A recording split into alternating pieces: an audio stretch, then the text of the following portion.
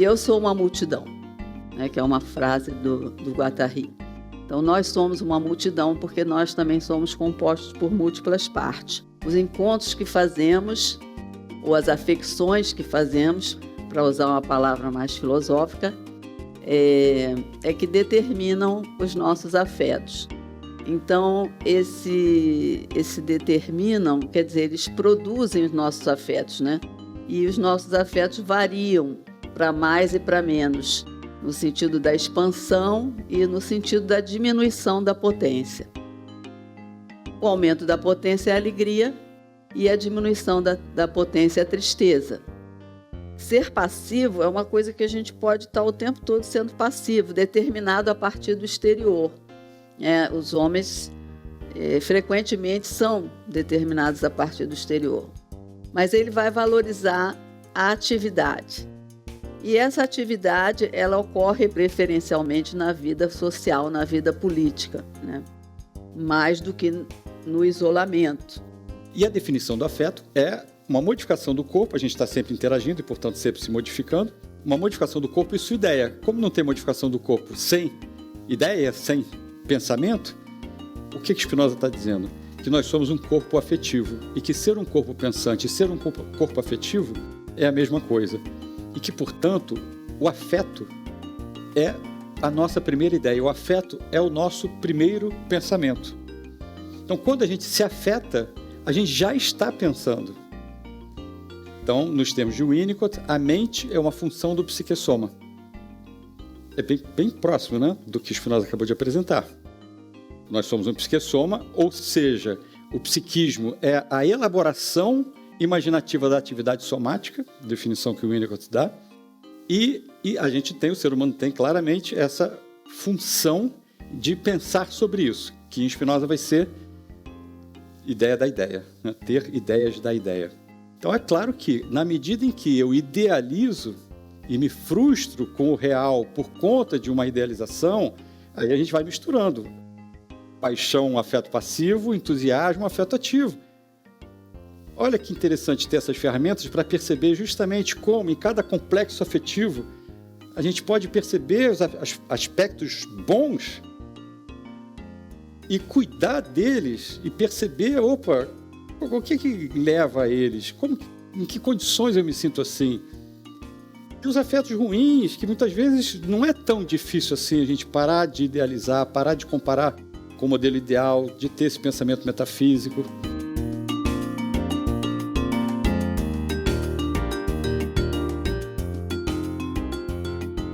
Então, eu sou o meu pensamento. Então, até antes de pensar na concepção, tipicamente, né, da filosofia ocidental que ganhou força com Descartes, com Kant, enfim. Então, pensar é pensar segundo uma determinada razão, que é um conjunto de regras. Então, se eu não penso, ou antes de pensar, eu não sou. E aqueles que não pensam, porque são considerados à margem desta forma de pensar. É só olhar para a história da humanidade e a gente vai ver países sendo invadidos, povos sendo escravizados, em nome exatamente dessa ideia de razão. E o que o Winnicott está propondo, ele está dizendo o seguinte, olha, o que provavelmente nos faz viver melhor uns com os outros é a gente não precisar medir a nossa própria potência. É a gente não precisar mediar os nossos afetos e temê-los. É poder ser. Então, a saúde que nos constitui, a nossa espontaneidade, ela é fruto não de uma espécie de educação pela repressão, mas, ao contrário, de uma experiência de potência, de ser tudo para depois poder ser parte de tudo. Ele vai dizer assim, criar aquilo que já existe, ou seja, a ideia de uma contribuição singular para o mundo que nos faz coautores do mundo.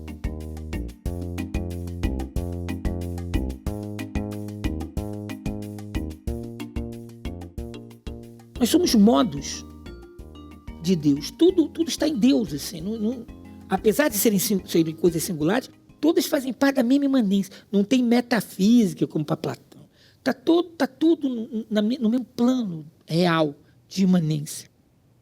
Né? E cada um desses modos, ele quer se manter na existência. E é isso que, para Spinoza, nós somos um impulso vital, como diria o Winnicott, que lembra muito as ideias do Spinoza. Nós somos uma força de existir, de perseverar no ser. É isso que ele chama de conatos. Então, veja, a alegria é quando eu encontro um outro corpo e ele se compõe com o meu. E aí aquilo é bom, aumenta a minha potência. O que é a potência para Spinoza? Capacidade de pensar e agir. Imagina, alguém está numa relação tóxica, sei lá, uma mulher com um marido assim, que oprime e tal, e é violento. Aí aquilo é uma relação tóxica, entristece o que ela fica triste. Então é um mau encontro. Imagina se ela sai dali e encontra um coletivo de mulheres, outro dia eu vi na televisão, que são rendeiras, uma outra relação. Aquilo traz alegria, um encontro que compõe, ela se sente mais empoderada, ela pode ser ela mesma. Porque quando vem de dentro, perceba, quando a alegria vem de dentro da minha natureza, ela vai pegar todo o meu corpo. Quando eu faço uma coisa que eu gosto, eu fico feliz em casa, entendeu? Eu fico bem em geral, eu alegro todo o meu corpo quando sai de dentro. O Spinoza fala, uma disposição interna da mente, da minha natureza. Quando sai da minha natureza, é ativo. Quando vem de fora e eu não consigo relacionar com a minha natureza, simplesmente dependo daquilo, como de uma droga, quando sou dependente, é uma alegria parcial, só uma parte, e passiva.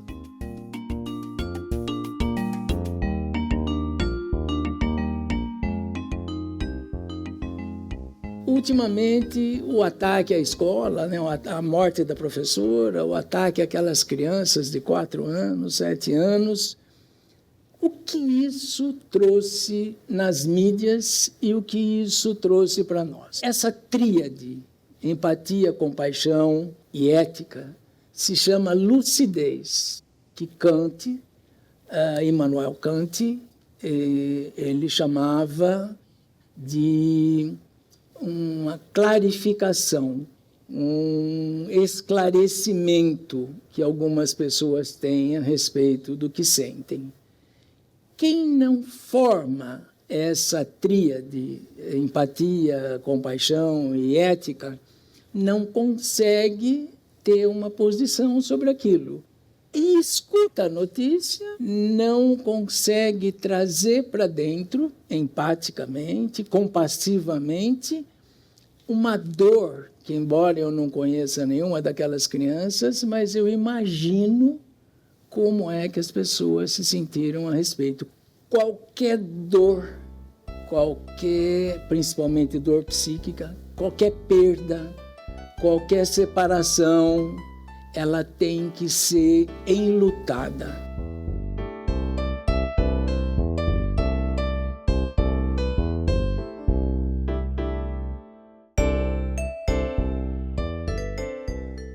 Não é fácil envelhecer, né? O corpo vai sofrendo uma violência muito grande em termos de redução daquilo que se colocava antes. Mas como é que a gente faz isso? Porque a grande dificuldade que a gente tem é perder, né?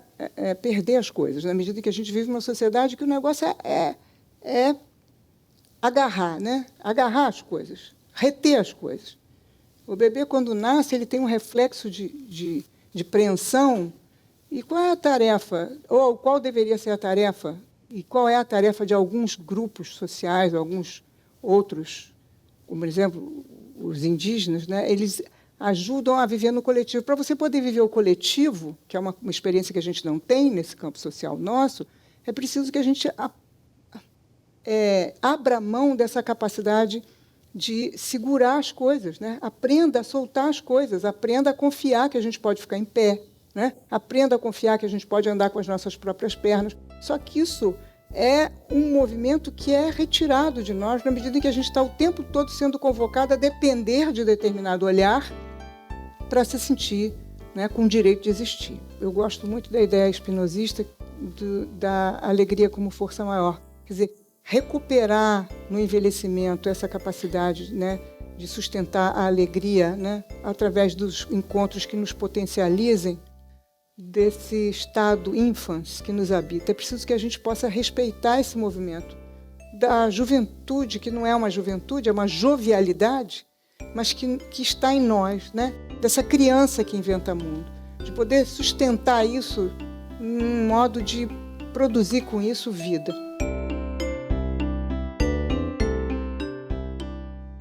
Como é o brincar na infância, como ousar, a criança desacomoda e isso é crucial para a sua estruturação e é crucial também para a cultura. O Freud nos diz que a criança, quando ela brinca, ela produz uma transformação do mundo. Que é a criança, ela apoia o seu fantasiar em objetos concretos.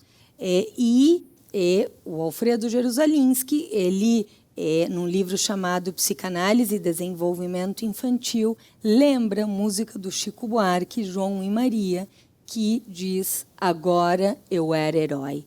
As crianças introduzem o seu brincar por essa lógica. Agora eu era. Agora eu brinco de ser, de encarnar os ideais que para mim já estavam antecipados, mas que eu ainda não tenho condições de realizar.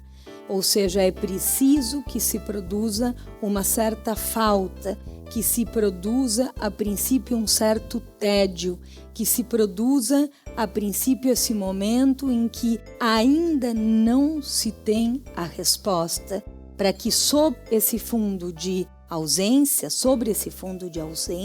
se produza uma invenção. É que a criança se dê o direito de transformar a realidade. Então, uma criança entuchada de objetos, ela é privada de sonhar.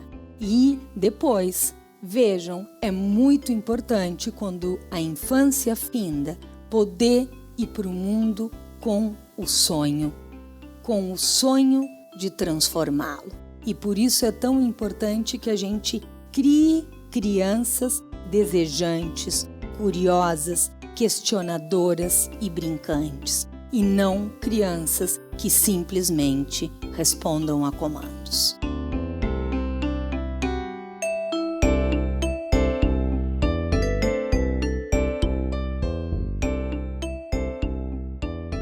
A gente não previne dor, a gente previne o manejo que a gente tem da dor nos nossos espaços sociais.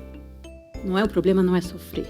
O problema é sofrermos sozinhos, estigmatizados, isolados, sem suporte, sem espaço, sem reconhecimento, sem ritualização. Isso é que nos adoece. O grande desafio está em pensarmos as relações digitalizadas e a manutenção, o florescimento das intimidades. Nós estamos adoecendo não porque estamos indo para o mundo digital, mas porque estamos abandonando a intimidade. É isso que nos coloca em perigo, não isso. E enquanto a gente não cuidar disso, não só a digitalização, mas todo e qualquer processo de evolução, transformação social, vai trazer problemas, vai trazer adoecimento. Porque ameaçados, desprotegidos, desamparados, adoecemos. Então, a tecnologia, se por um lado ela causa toda essa anestesia, essa defesa, né, esse distanciamento social, ela também muitas vezes traz alguma coisa que a gente não está encontrando dentro de casa. Quantas são as crianças que, às vezes, nos seus pares, seja no WhatsApp, seja no TikTok, seja no grupo do Instagram, encontra nas pessoas com quem ele se identifica, com quem ele compartilha, ele encontra caminhos, diálogos, validação, não banalização, espaço para expressar sua dor, que infelizmente e por algum motivo, dentro do seu núcleo físico real, ele não está conseguindo ter, porque muitas vezes os adultos estão não só ensimesmados na sua própria dor, mas muitas vezes assustados com a proximidade do confronto com a dor daquela criança espelhando a sua própria.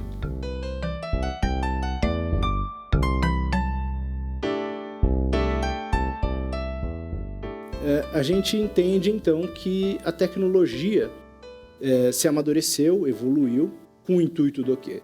De garfar mais as pessoas. O desenvolvedor de jogos, de software, eles querem que as pessoas usem. Quanto mais eles usarem, mais eles monetizam, né? E eles descobriram, em determinado momento, que eles poderiam utilizar de mecanismos de persuasão do usuário para manter essas pessoas mais tempo conectadas, tá? Então, a gente deu vários nomes para isso. Nos Estados Unidos, eles chamam de persuasive tech, ou design de manipulação, ou design de persuasão. Então, são elementos que estão lá presentes na tecnologia, a gente não vê, eles são implícitos, mas com o intuito de gerar, garfar a nossa atenção e perpetuar o nosso uso. A gente trabalha o mês inteiro para obter uma gratificação monetária no final do mês. Então, isso vem com algum esforço, né, com algum espaçamento. E no mundo tecnológico, o nosso cérebro, aquele sistema que processa o prazer, é bombardeado. Nada se compara à frequência com a qual o nosso sistema de recompensa é bombardeado pelo prazer quando a gente compara com a tecnologia. Então, é uma briga desigual. E quando a gente pensa isso no cérebro de uma criança, o mundo se torna muito chato. Muitos pais, às vezes, não entendem que existe essa vinculação e o nível de importância e de relevância dentro daquelas plataformas para esses jovens.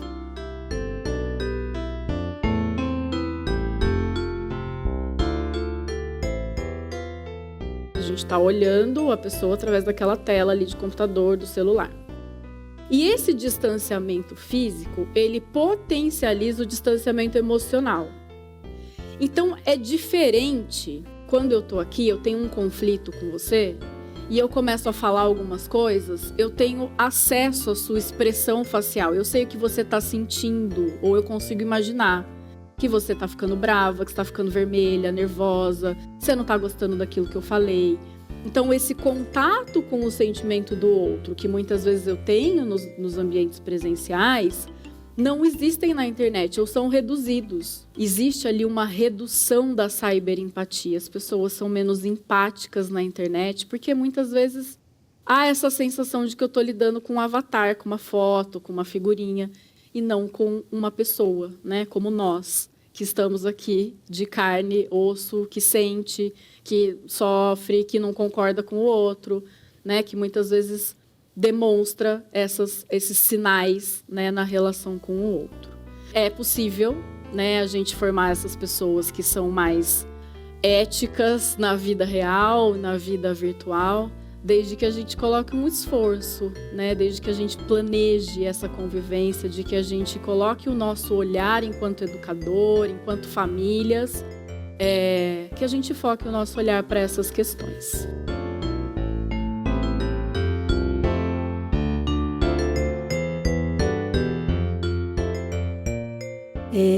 A gente aprendeu e consolidou-se com muita violência um modo capitalista que ensina a gente a ser individualista, mesmo quando a gente não deseja ser-lo, trabalhar 3 turnos, 5 turnos. E isso tudo é transmitido para os nossos adolescentes quando a gente matricula, por exemplo, a classe média alta, uma criança numa escola em que o trabalhador da limpeza, da cantina, é negro e o professor e o diretor são brancos. A gente está reproduzindo sistemas o tempo todo. E essa pluralidade, quando apagada, ela vira subalternidade. Ela vira hierarquia de pessoas, de seres semelhantes. E essa hierarquização é a base dessa economia fundada numa lógica de expropriação, que pode ser mais ou menos violenta, assimilatória ou exploratória. De um lado, as redes sociais, de outro lado, a globalização econômica permitiram que essas vozes aparecessem na sua diversidade. E os adolescentes e jovens têm sido, os Mapuche, por exemplo, no Chile, os pivôs, vocês estão acompanhando também no Irã, todo o movimento da juventude feminina, tem sido os pivôs de um grito que sacode as estruturas do mundo ocidental. Quando essas pluralidades invisibilizadas e apagadas, corpos trans, negros e periféricos, toda essa configuração que não está no nosso plano de leitura hegemônico emerge, a gente precisa aprender a lidar com essa novidade.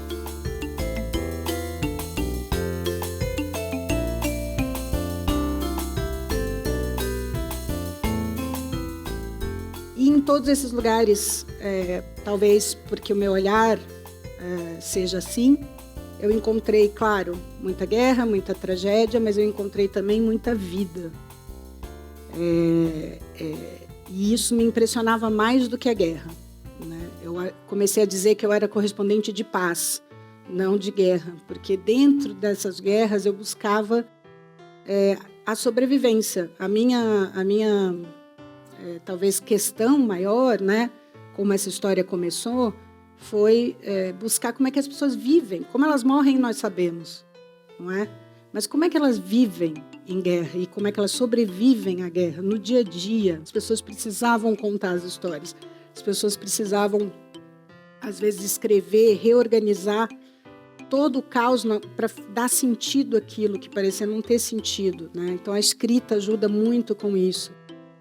Você via, por exemplo, a leitura como um portal para o mundo. E o Paquistão tem uma história longa, tradição de oral. Os pashtuns só tiveram escrita a partir do século XV.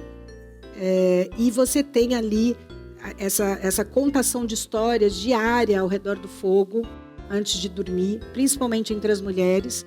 Há milênios que as mulheres passam para suas filhas, para suas sobrinhas e netas e bisnetas, as histórias e lendas que vêm desses povos da antiguidade que passaram por ali. E essas histórias falam de reinos grandiosos que já existiram no Afeganistão, falam de mulheres poderosas, e é uma forma, essa contação de histórias, de você passar a tradição, o orgulho do seu povo, mas também de você curar, né? Você colocar em perspectiva um momento que é tão ruim dentro de uma história milenar e que é passageira.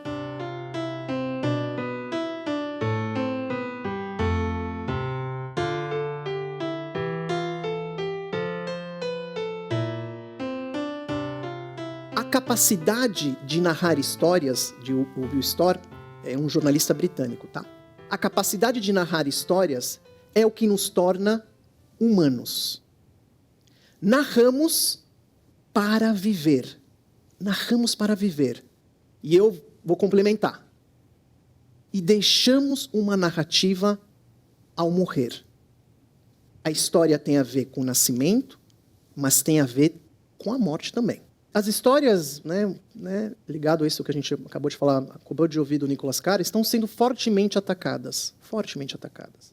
Elas estão se transformando em histórias dentro de latas de sardinhas, perdendo as funções vitais, que eu estou tentando falar desde o começo, que estimulam o cognitivo, o emocional, o social de crianças e jovens. As histórias se encurtaram, se empobreceram. O repertório empobreceu, e muito. O mundo digital dos algoritmos, ele traz narrativas fragmentadas. Fragmentadas. Isso causou, e é uma bola de neve também, uma aceleração brutal no mundo, que já vinha vindo desde o século XIX e do século XX. O Walter Benjamin, no século XX, falava lá num texto dele dos anos 30 do século XX, sobre a morte, por exemplo, que cada vez mais as pessoas querem acelerar o luto e o enterro das pessoas. Tudo tem que ser limpo rápido, não quero mais ver a morte. Contar e ler histórias é um ato de amor. E o que mais quer uma criança? O que ela quer dos seus pais? Um ato de amor. Contar e ler histórias para os pequenos e para os jovens prepara cada um deles para a vida. Fortalecem sua mente e os fazem entender melhor suas emoções. E o sentido de estarmos juntos numa pequena esfera cósmica. vamos nos libertar e libertá-los do sequestro dos algoritmos.